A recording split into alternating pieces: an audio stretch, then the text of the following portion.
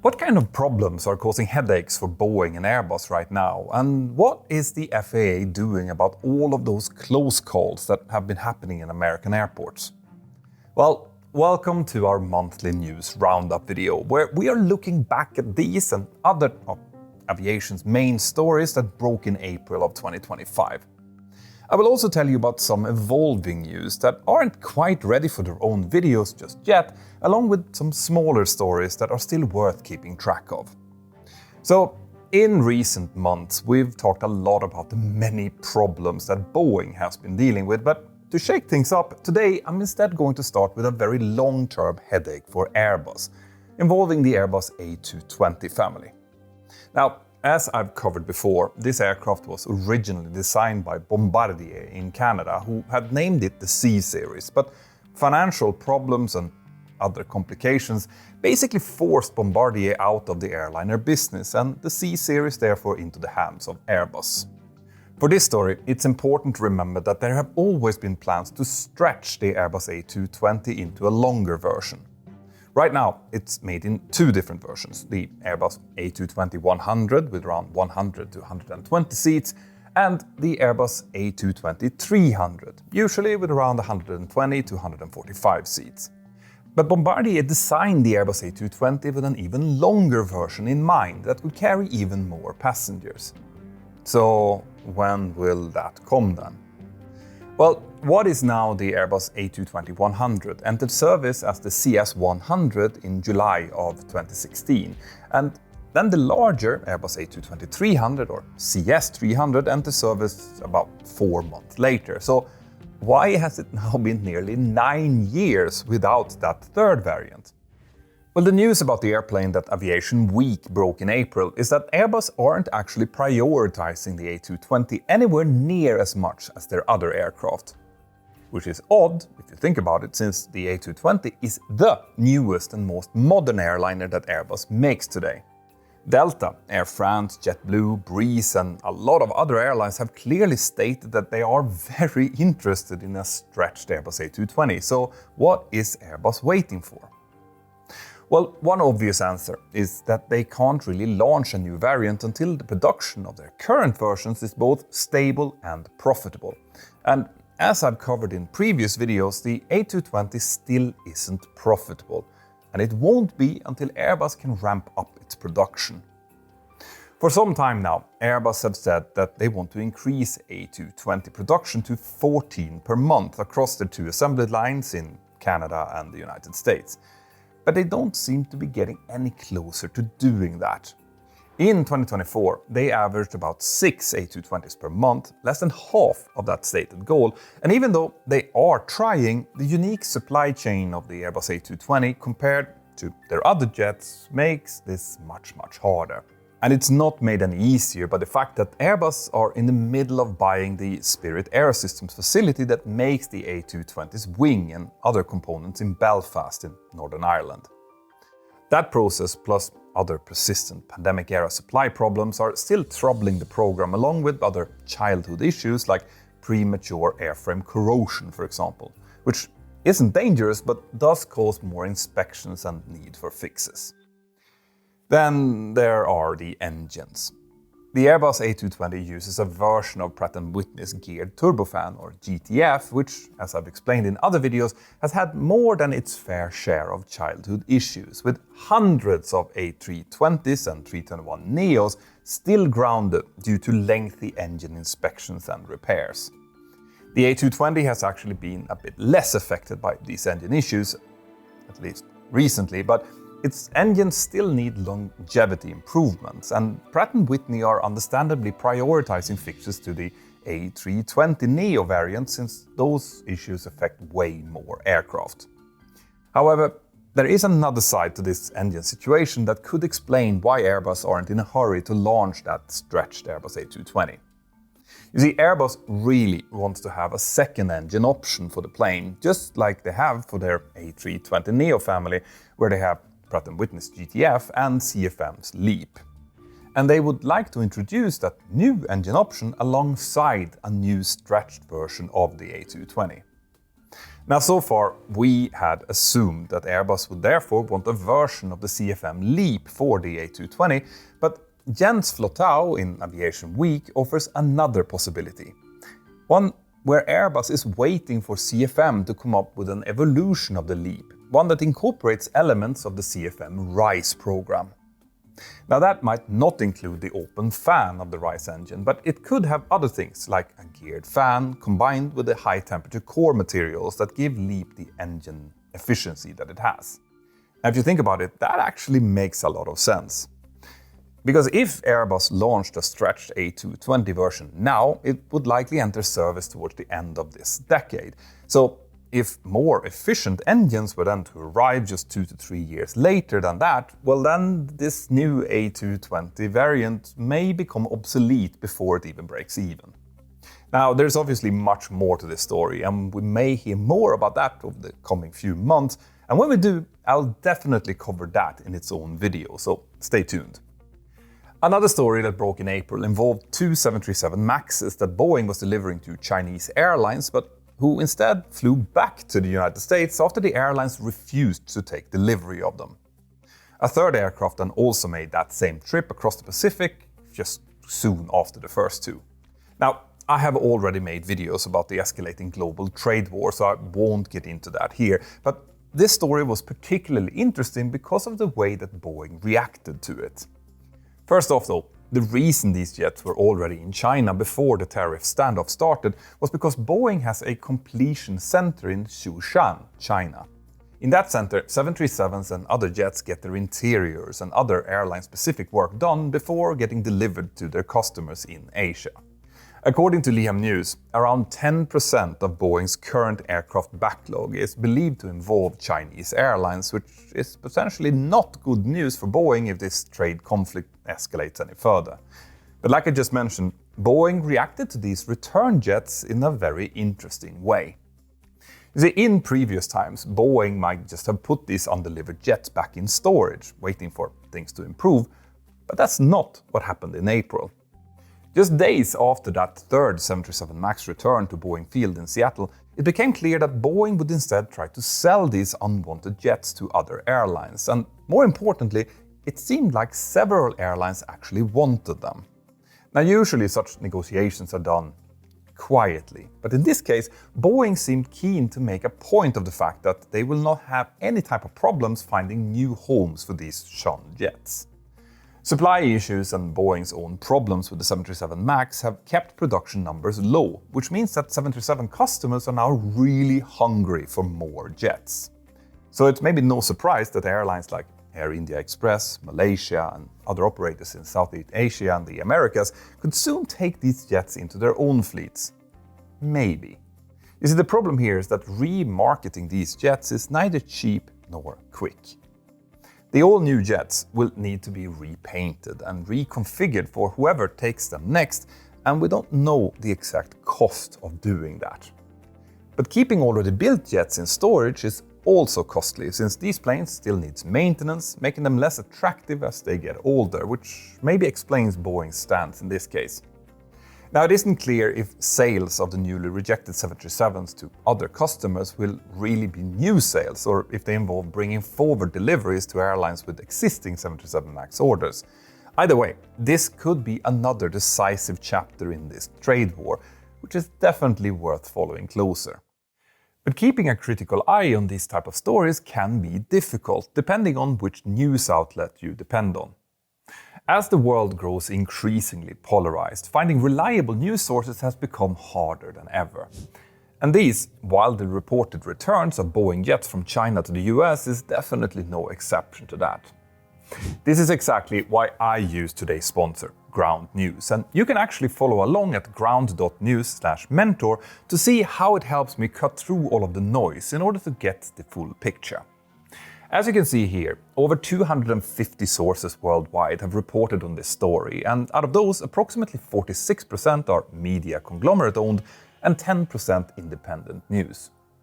That could mean that the way this story is framed could differ quite a lot depending on where you're reading it. Comparing the coverage is actually super interesting. The left-leaning daily Kos headline puts the spotlight on the US president, implying that he deliberately harmed Boeing, aligning with criticism of Trump's trade policies. And meanwhile, the right-leaning Bangkok Post headline portrays Boeing as proactive and resilient, emphasizing its readiness to act rather than its losses. And that shifts the focus to China being hit by tariffs instead of Boeing suffering. This contrast shows you just how differently the same event can be reported, and that's exactly why a broader perspective is so valuable. Now, with the Vantage plan, you not only support better journalism, but you also unlock features like My News Bias, which helps you recognize your own reading habits and discover new outlets for a more balanced view of the news. So to try this out for yourself, just scan this QR code or head over to ground.news/mentor, which is linked here below. Right now, Ground News is giving you, my viewers, an awesome 40% discount on their unlimited access Vantage plan. That's only $5 per month, which is a great deal. But it's only available for a short time, so go get it now. Thank you, Ground News, so much for helping us and supporting this channel. Now, let's get back to the story. Our next story goes back to the aftermath of the tragic mid-air collision between an airliner and a helicopter near Reagan Washington National Airport last January. Now, this is obviously an ongoing investigation, which I'm not going to get into here, but until the NTSB finalizes that investigation in maybe a year from now, the FAA has still been taking some temporary measures to ensure that airspace around the airport remains safe. Until now, most of these measures seem to involve helicopter routes near the Reagan Airport, and in existing briefings, the NTSB highlighted the lack of sufficient limits in these routes, which is worth keeping in mind here. The FAA temporarily closed the route that the military helicopter was using on the 29th of January when that tragedy struck, and that specific route has now become permanently closed. But there have also been some more recent developments here. Late in April, a number of lawmakers asked the FAA to re-examine the operations of Reagan Washington National Airport itself. You see, after the mid-air collision, the FAA reduced the number of aircraft takeoffs and landings that could take place at the airport to 26 per hour. Again, this was a temporary restriction, and as we record this, the number is already back up to 30 again. It was 32 at the time of the accident. Now, these lawmakers want the number of movements to remain low and, if needed, to make it lower again, at least until staffing levels in air traffic control rise to higher levels. But the FAA have later stated that the increase to 30 aircraft movements was indeed made after such an increase in ATC staffing. But more importantly here, this event also meant that the FAA and other authorities started taking a closer look at other places in the United States where helicopters and airliners operated close to each other. And one such place appears to be Las Vegas. Unlike the Washington, D.C. area, in Las Vegas the issue is not military or government helicopters. Instead, there the conflict is between airliners and air tour helicopters that give tourists a view of the Las Vegas Strip, the Grand Canyon and other sites around. Years ago, the FAA and local helicopter operators in Vegas came to certain agreements, meaning that these operators would stay clear of arrival and departure routes to Harry Reid International Airport.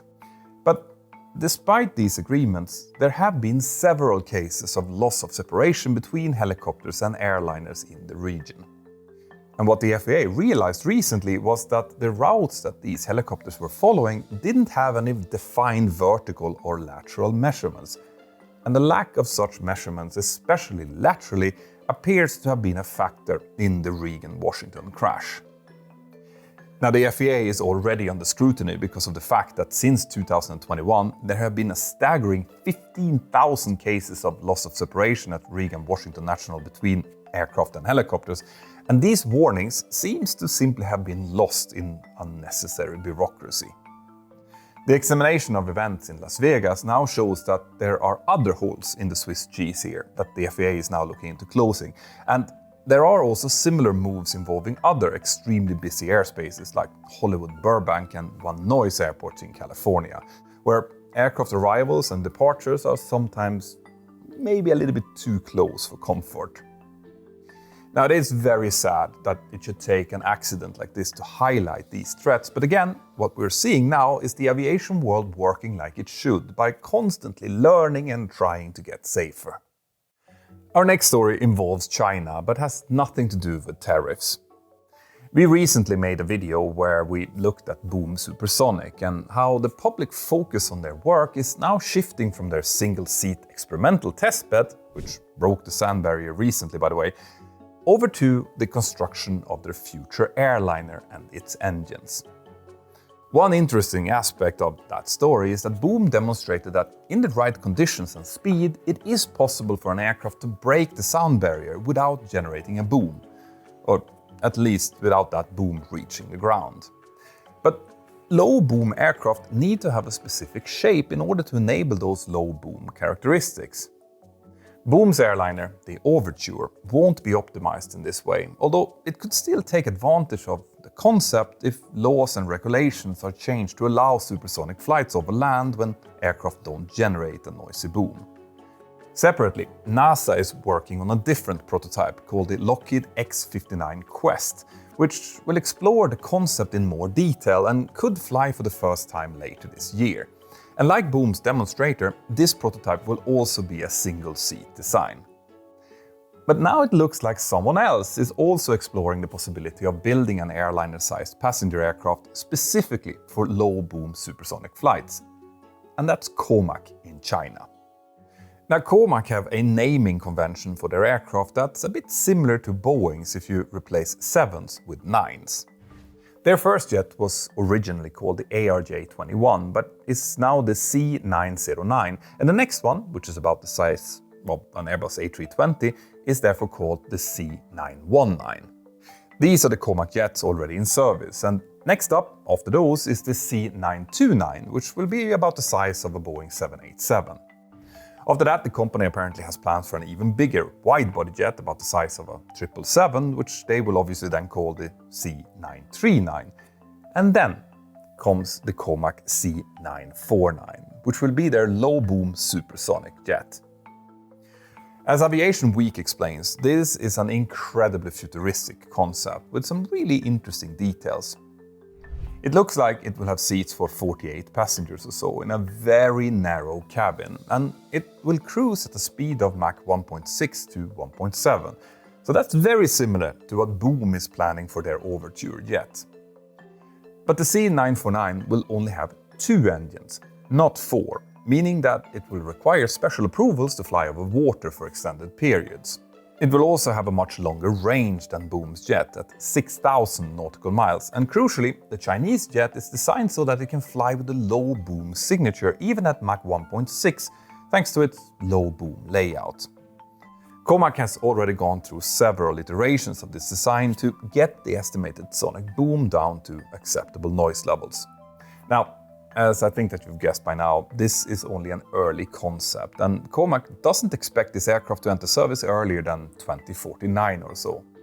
They even acknowledge that a lot could change until then, and that the C949 could end up being anything from a double-decker like the Airbus A380 to, well, who knows.